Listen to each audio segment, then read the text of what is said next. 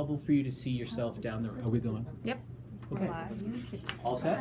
We're live. Whenever you are ready, please go ahead and start. Okay. Hi guys, we will be talking to you about Syracuse local government. Interesting topic. Yeah. Go ahead. So I'm going to talk about the Onondaga County Legislature and go ahead. Basically, so the county legislator is the chief policy-making body, and the way they work is they're split up into 6 committees, and they discuss usually the policies. They review, discuss policies that are based into their interest areas, and I'll get into those specific committees. And one of their main jobs as a legislature is to review and modify the executive budget, which comes from the county executive's office. So the 6 standing committees are the county facilities, environmental protection, health, planning and economic development, public safety, and ways and means. And altogether there are 17 members from each district, and 2 of those districts are in Syracuse. And each counselor or each legislator serves 2 terms, and they're elected, or 2-year terms, and they're elected in odd numbered years. And so this is the chairperson, and he's elected by the 17 legislature members, and he's basically in charge, similar to Speaker of the House. And fun fact, he became the chairperson on his first day as a legislator. And these are the floor leaders. Currently they're made up of, there's a Republican majority, and there's 13 Republicans and 4 Democrats. So meet Patrick Kilmartin and Linda Irwin. And this is the county executive, Joni Mahoney, in the news a lot. She has a cool name, Joni Mahoney, you love it. She's basically the CEO and chief budget officer, runs the executive department, and she's also responsible for appointing the chief fiscal officer, who collects the taxes. And fun fact, she went to SU for both undergrad and graduate school, and she's the first woman in this position. So now we're going to go to the city level with the Common Council, and their position, their role is to adopt the annual budget and to enact the laws of the city. So there is a president, 4 members at large, which are elected by the city as a whole, and then 5 district councilors, so from 5 different districts that are separating Syracuse, the city. So yeah, next slide please.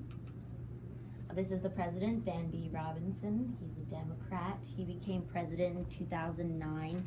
He's been a member at large since 1999. So yeah, he's elected every 4 years. Every 4 years. He's allowed 2 terms. This is with any member. Every member gets a total of 2 terms. And they vote on the law and budget. So, we can continue. These are the members at large, elected every 4 years. Helen Hudson, she's also the chairperson for Public Works. Jean Kessner, she's the chairperson of Neighborhood Preservation. Joseph A. Nicoletti, he is the chairperson for Airport and Public Transportation. And then the majority leader, Stephen P. Thompson, he is also the chairperson for Public Safety. And the majority of them are up for re-election in December 2017, but Thompson is up in 2019. Go. These are the district councilors. First district, Joseph G. Crummy, he's the only Republican. Chad Ryan, 2nd district. Susan C. Boyle, 3rd district. Khalid Bey, 4th district. And I'll show you a map of the districts once in the next slide, but also Nader P. Marin, and they're all chairpersons as well. So this is the districts among the city of Syracuse, and that's how they're divided. So the councilors are voted through their districts, and the districts contain 17 to 23% of the population of Syracuse city. And the city clerk, so he's basically just kind of the organizer of Common Council. He creates the agenda for them. He Also, the meetings are all public, the records are all public of the common council. He records them, then prepares the agenda. And then with laws, he also formalizes them, and once the mayor approves, then it becomes law. And also he proceeds over auctions, and he does licensing for marriage, fishing, hunting, and dogs. So if you ever need If you that. need a dog license. Yeah. Cool. City clerk, that's where you go. I would also like to mention that Jessica here works at the city council. So I'm there. So tell often. us about that. Oh, so I work, okay, just a little tidbit. Just a quick, yeah. Yeah, just so to I give just work with the press secretary. I have been in contact with some of the common council members, and I've just worked with them on certain projects. So yeah, it's pretty cool there. Check it out. Thank you. Okay, so processes. Here we go. Go ahead. So the services for each city and county. City will deal with parking tickets and handicap parking permits. They'll deal with taxes, and then water bills, home loans and grants, and then property development, if you want to apply to have something built in your house or something like that from the city. And then the Greater Syracuse Land Bank, which is a organization that essentially has properties that have been run down or abandoned, and they keep them into this bank, and they use them to better the community. So. And then county education, there are 18 school districts in Onondaga County, and then there's one in the city, the Syracuse City School District. There are courts, it goes from town and village to city, then to county, and then the difference with New York with a lot of other states is the Court of Appeals is actually the highest court in New York State, and then the state Supreme Court is the one right before that. So that's different than a lot of other states, because normally when someone hears Supreme Court, they think, oh, well, that's the highest because of the United States Supreme Court. But that's a different part for New York. The health department policies determined by the Onondaga County Health Department and the county legislature. And then Parks and Rec. There are 6,000 acres of parks and historical sites. So Parks and Rec also deals with historical sites, not just your average park. Public safety, for the city, there are professional firefighters, and for the county, they're mostly volunteers, some professional, but for the most part, just volunteers in the neighborhood. And then for police, the Onondaga County Sheriff's Office controls everything outside, their jurisdiction is outside the city, and then the Syracuse Police Department is for crimes occurring within the city. And then water supply, the City of Syracuse, Onondaga County Water Authority, and the Metropolitan Water Board give about 90% of water to Onondaga County, and then 10% of it is to just municipal wells and just neighborhood areas. And then waste control, that will deal with garbage and water pollution and things of that nature. And then transportation, bus systems, and things of that nature. And then local sports teams' relationship to the government. There are 3 professional sports teams in Syracuse. The Syracuse Chiefs, which are an MLB AAA affiliate to the Washington Nationals. The Syracuse Crunch are part of the American Hockey League, and they are an affiliate to the Tampa Bay Lightning. And the Syracuse Silver Knights, which are members of the major indoor soccer league. Onondaga County provided taxpayer money to the Chiefs when they built NBT Bank Stadium in 1997. It was originally called Alliance Bank Stadium, and the county still provides money for maintenance and utilities, and then in return the Chiefs pay the county for the stadium's lease and naming rights. And the Crunch and Silver Knights play in War Memorial Arena, which is owned by Onondaga County. And then these are the budget processes for county and city. For the county, it's decided by Joni Mahoney. The Division of Management and Budget assists Mahoney in deciding the county's yearly budget, the budget for Onondaga Community College, and the county's 6-year capital improvement plan.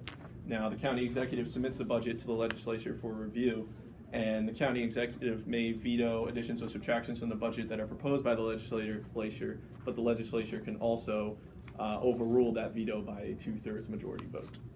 And then for the city is prepared, the budget is prepared by the Director of Management and Finance, Director of Management and Budget, and the Commissioner of Finance. All departments, commissions, and offices submit estimates of budgetary needs to the Director of Management and Budget, and then from there, the Director submits a recommended budget plan to the Mayor. The Mayor will approve it, and they will submit it to the Common Council. And for both of these, actually, also for county, they both hold public hearings for anybody who wants to discuss the budget, either grievances or, whatever, they can discuss it with the public. And if no changes are proposed, then the budget is adopted for the city. And then funding for the budgets are state and federal aid. The state will assist if they apply for help, and the state will give them money. Fines for like earlier mentioned, parking tickets and things like that will assist it. License and permit fees, sale and rental of public property or equipment, and then taxes. Which will come up later, property, income, sales, those type of things. And then the expenditures, what they'll spend it on are infrastructure, rebuilding infrastructure, roads, streets, things of that nature, salaries to pay the members of the government, public safety, they'll pay police, firefighters, healthcare, for power, electricity, water, waste management, and then just other smaller agencies and departments. Alright, so taxes. Taxes are not fun, ever, because you're paying money when you don't really want to be paying money. So property taxes are for people that own homes or businesses that own property. And so they're based off the market value for the property and then are multiplied with an assessment rate for that area. And I was going to go through the numbers for New York and give you an idea of how to go about that, but it was way too many numbers. So all you need to know is this, that in New York, the median property tax is 96% higher than the national average, which is crazy. But property taxes mainly fund school districts, and unlike sales tax, they're collected once a year, usually around the beginning of the year, while sales tax is collected every time you buy a good. And so New York State charges every county a 4% sales tax on things, and then each county can choose to add an extra cost if they choose so. So Onondaga County has an extra 4% sales tax. So when you go and you buy something in Onondaga County, it's 8% sales tax. Whereas in the city of Syracuse, they opted out of adding an extra sales tax, so it's only 4%, which is the state minimum. And then sales tax is collected and distributed among the county, city, towns, villages, and school districts via a sharing agreement. So for example, right now, Onondaga County gets to keep about roughly half of their sales tax that they collect. And then income taxes are taken directly out of your paycheck from both New York State and federal. And so for right now, New York State's income tax is about 7%. And then the federal income taxes go towards helping fund Social Security and other health and human services. And next, please. And then as far as the lawmaking process goes in Syracuse, an idea is presented for a law, and then it goes to the city clerk, and then the city clerk can then bring it to the mayor, and the mayor can approve it from there. And then on the county level, a law is proposed and brought to the legislative committee, and it's talked about at a public meeting, and then it can be talked about and rewritten and then voted on by the committee. You can hit next, yeah. And so the county provides social services like food stamps and temporary assistance for people for things such as evictions. And many argue that there are advantages for consolidating local governments. So basically by consolidating the local governments, it can save time because there's less layers that like things such as laws have to go through, because it's less people that it has to go through. So there's more room in the budget since there's not money being spent elsewhere, and there's going to be fewer jobs, so that's saving money as well. And at the beginning of the year, Cuomo announced a $20 million contest to the local government with the best consolidation plan. Right now there's currently 10,500 local governments in New York, so he really wants to cut down on that, and that's why he brought up this contest.